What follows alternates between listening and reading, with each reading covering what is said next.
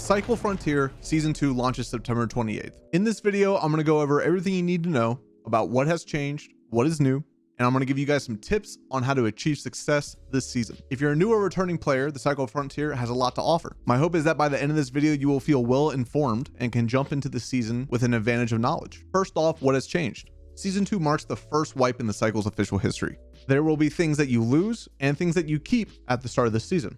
The things that you will lose are as follows: items and gear, faction progression and levels, private quarter progression, unspent K marks, any unclaimed Arum inside of your generator. So make sure you go into your quarters and get that before September 28th. What you will keep is everything that you spent money on and everything that makes you look cool. So you have all your skins, your charms, your emotes, all of your real money currency, which is the Arum, any unclaimed vanity items in your Fortuna Pass or your Twist Drop packages. You might be asking, why in the hell would a game wipe after it's been out for 4 months? Well, one of the fun things about this style of game is getting all the best loot and getting to the end game and being rich, fat, and happy. But what happens when everyone is that way? The game becomes stale and you end up having the same experience over and over again.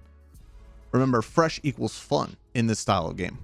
Now, it is possible to have some sort of long-term progression to track across seasons. Hopefully we'll see that in Season 3. So other than the wipe, what really has changed in Season 2? I'm sure the overall balance of the game will change like any other major update, but one major thing to focus on here is that Jaeger will be improving endgame gear, so it is worth using consistently. A big problem in Season 1 was that after the rare tier of gear, nothing felt worth investing in. While the devs have stated many times that they want a player in white gear with good skill to be able to win in a fight against a player with the best gear, they also recognize that making the high tier gear essentially not worth using adds to the feeling that progression is pointless. So they have stated that they will be retuning weapons and armor to align with that philosophy of balance. But they also have said that this is a constant conversation with the players, so be sure to give input after Season 2 launches. We don't know exact numbers on these changes, but I'll be sure to go over them when I get them, either in a video, on my stream, or on my website. Anti-cheat improvements. Jaeger has taken the fight against cheaters internally. With every patch, anti-cheat will be improved. We are not likely to receive exact details on how this works to keep cheaters at bay, but having a big focus on this, along with getting your gear back when you do get killed by a cheater, thanks to the new victim compensation system that was implemented during Season 1, I foresee Season 2 having a lot less pain points when it comes to cheating. Fingers crossed. New and improved contracts. One of the annoyances to players was the grindy nature of contracts in Season 1. With Season 2, they are shifting to a focus of less grind and more variety in these contracts. They want the player to have agency over how they complete contracts, along with giving the player more challenging and fun things to do while going through the faction campaigns. I'm looking forward to this, as one of my biggest gripes in Season 1 was the monotony of the contract system. This will hopefully keep the game fresh while progressing to endgame.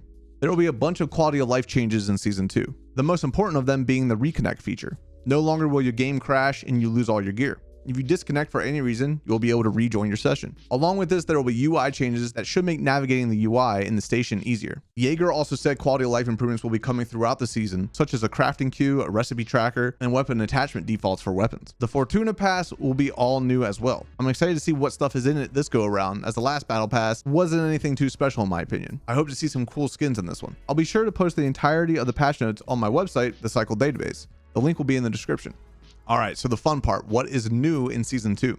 Season 2 has a lot of exciting content for players to enjoy. In my opinion, Season 2 is a full game while Season 1 was a glorified beta. I wish they waited to launch the game until this patch, but it is what it is. The biggest thing has to be Tharis Island, or Tharis. Tharis or Tharis. I think it's Tharis. This will be an endgame map unlocked after progressing to a certain point in the faction campaigns. This map is smaller, darker, and has a lot of mystery to it. Tharis Island has lots of ravines to fall to your death in, mysterious alien artifacts, a massive cave system, new materials, and a lot of lore to discover if you're into that kind of thing. Now, I said mystery. What do I mean by that? I can't just say that without explaining it, can I? You're right, I can't, but I'm not really allowed to talk about it. I am, however, allowed to show you 3 seconds of footage from the secret on the map. You can pause it, slow it down, screenshot it as much as you want, but I can only show you 3 seconds. Okay, are you ready? Here we go.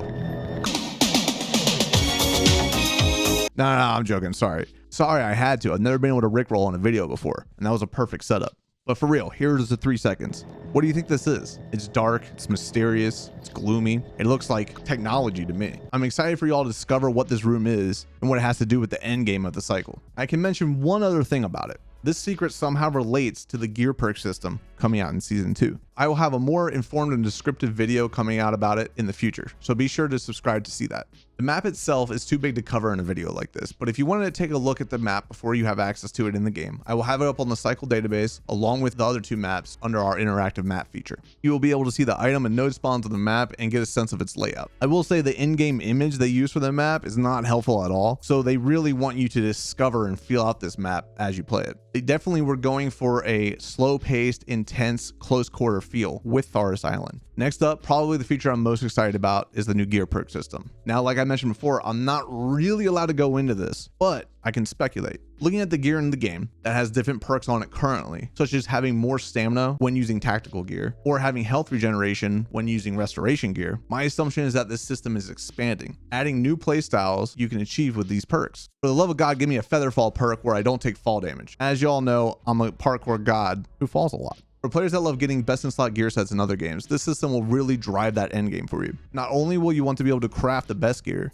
you will want to get the best perks for that gear, along with the best stats for that perk. It's definitely a fun loop, and I'm excited to see different playstyles emerge around these gear perks. Along with the new map will come new campaign missions. So along with the updated and improved ones from the other maps, this one will have its own dedicated missions that guide you through it, bringing you to harder and harder content. Maybe even taking you to that secret that I showed before. So what is the best way to get going in season 2?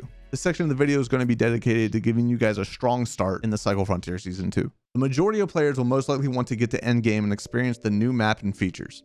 So I'm going to give you a quick guide on how to do that effectively. What you want to do when the season starts is focus on leveling one faction while doing all the missions for the others. What do I mean? Well, you can sell to a faction to gain XP. So you choose a faction as your sell faction to level it up and then unlock the guns faster than you would other factions. If you're a new player, the faction I suggest you choose is Osiris. The Manticore is still one of the best early game weapons no matter how much they try to nerf it. Also, don't sleep on that Scarab. That thing can 2-tap people if you hit them in the head. I personally will be focusing on ICA as they are 3 really good mid-game weapons that you unlock earlier than most. The Advocate and Shattergun are consistent damage that help you win any fight and will carry you into endgame. They guarantee is good for farming mobs early on, and that goddamn bulldog will 1-tap you when you slide it into somebody that you should have killed. Alright, so you chose a faction to focus. What now? Well, follow the carrot. Focus on the quest. Do nothing but the quest. You want to progress fast, that's how you do it. Do naked backpack runs to deposit items and dead drops. If you need Veltacite, farm it. The only way you don't progress in this game is when you get caught up doing everything else. So try to balance it. Spend some time focusing on quests, then spend some time focusing on fragging. To efficiently progress, I suggest playing in a duo. Running with a full squad is fun, but you will consistently run into other 3-man groups. This will slow your progression as the lobbies you get into will be a lot more difficult to get out of. You are less likely to run into a 3-man stack as a duo,